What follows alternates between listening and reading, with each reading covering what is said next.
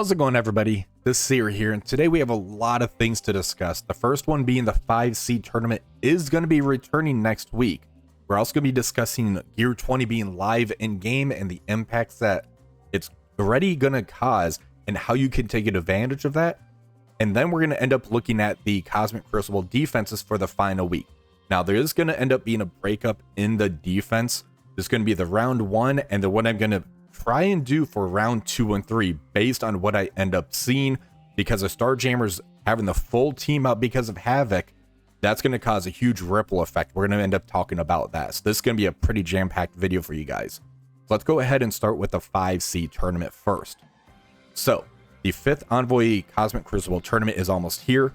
8 of our envoys will go head-to-head on an early access server using Season 14 rules, giving you an exclusive preview of the upcoming Cosmic Crucible season. Don't miss this chance to analyze the Season 14 action and start crafting your winning strategy. So this is going to end up being 3 trials, 1 hour each round, and we're going to end up using level 105, gear 19, 7 with purple 3 and no diamonds. We're going to be using all of the available characters up to Null. So that's going to be the full Starjammers team as well as Null. So we're going to be able to see what Null's going to end up doing and kind of what the impact could end up being with him in Cosmic Crucible. Now, as far as the participants, we do have Dorky Dad returning.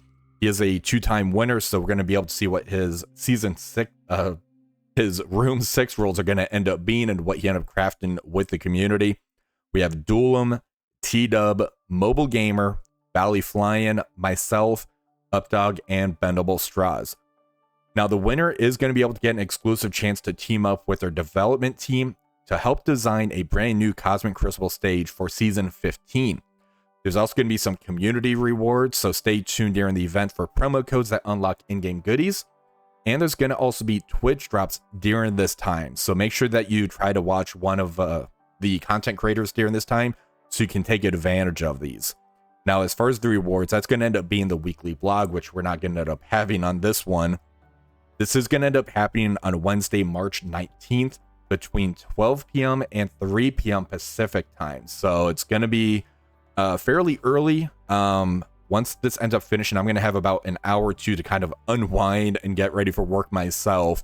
So I'm going to be brain dead that day. Now, here's how you can watch. On the blog, you're going to be able to click on one of the envoys right here, and that's going to take you to their Twitch page. Just make sure that you follow, that way you get a reminder. Then follow your favorite content creator for this time. Now let's go ahead and talk about the G20 being in game. So the first thing I do want to mention is I did end up putting one piece of the G20 on Mephisto and Odin right off the bat.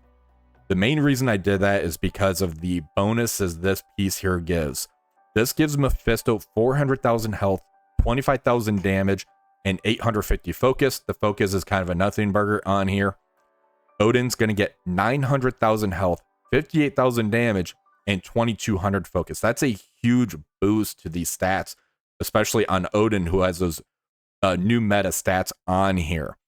Now, the unique piece does end up costing, if we end up unchecking this, hit calculate power, 25 of the Urus on here, and each one of these pieces on any of these mini uniques is 25 of each. So 25 sigils, 25 of the geodes. These are pretty hefty costs, especially when you take into account Odin and Mephisto. They used to cost 3 pieces each. Now they cost 5 pieces each. So that's going to be 125 sigils and 125 geodes per character. That is a huge investment into these characters. I think we still want to try to take these characters into the Professor Xavier saga, because it's probably going to be tuned for these 2 characters, especially Odin on the last node where you have to face that Professor Xavier. We did a video yesterday talking about what he can end up bringing to the game. He has an amazing kit. It's kind of game breaking, if you ask me. Now let's go ahead and go in game as far as what I plan to end up using for my defense.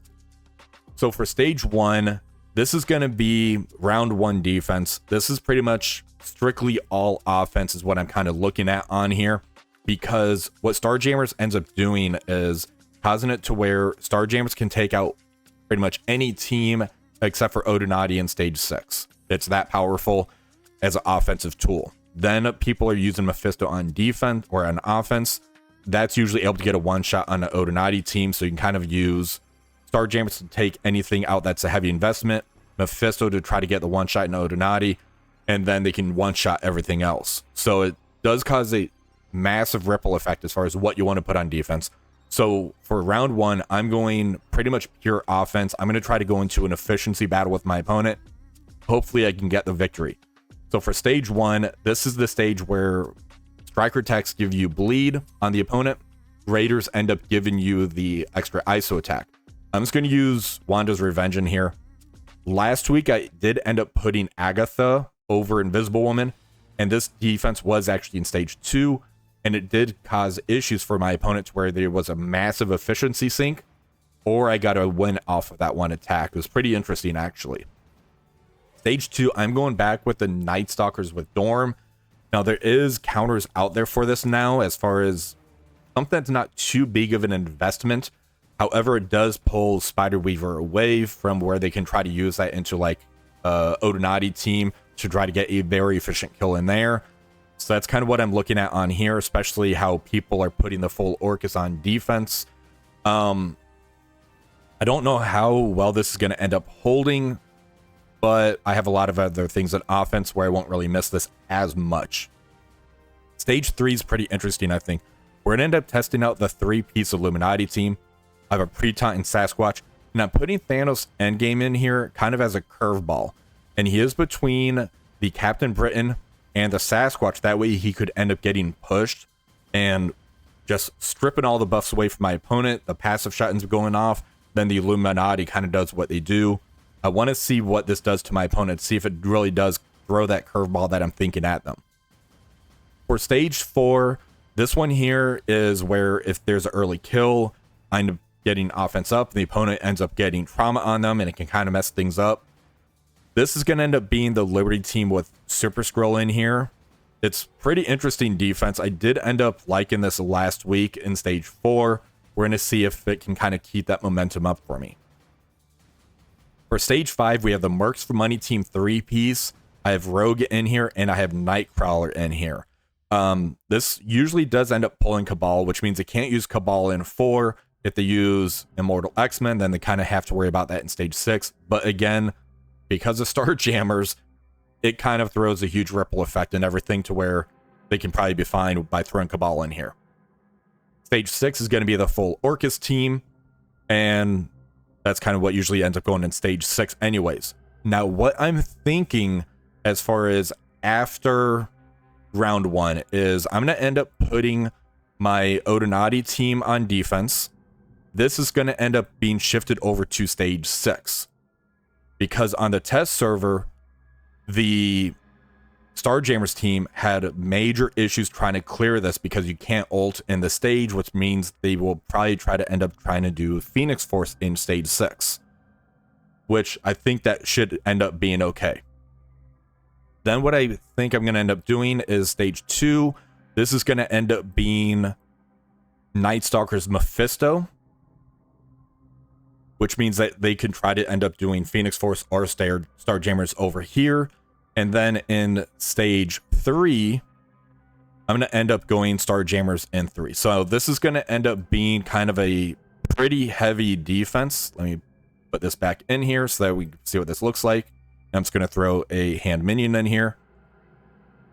And then I'm still going to end up using Super Skrull Liberty in 4, Mercs for Money, Nightcrawler Rogue in 5, and Wanda's Revenge in 1. I think this is what I'm going to end up doing after round 1. So it's going to be a much turtle-heavy defense for that round 2 and round 3 matchup, just to see how this ends up playing out. I have an outside chance already of making it through top 100. As far as the season goes, I think I need to go 3-0 for that to end up happening. So I'm not too worried if I end up going 1-2 or 2-1. It's not really going to change anything as far as my rank rewards. And this will give me a chance to kind of experiment for the last week to kind of get me set up for that next season of Cosmic Crucible. But let me know in the comments what you guys think about the Gear 20. Make sure you try to take advantage of that if you want to. or if you want to just save your materials, I completely understand. Also, let me know what you think about the 2 defense options I kind of showed you guys here today. Are you going to end up going more offense heavy or defense heavy? I don't think there really is a middle ground because of that Starjammers team. It's going to be either pure offense or pure defense, kind of what I discussed in a previous video as far as what the implementation, that's not the correct word, but you know what I mean, of Starjammers becoming that Cosmic Crucible team. If you guys did enjoy this video, please remember to like, share, and subscribe to the channel. Until next time, have one for the rest of the day.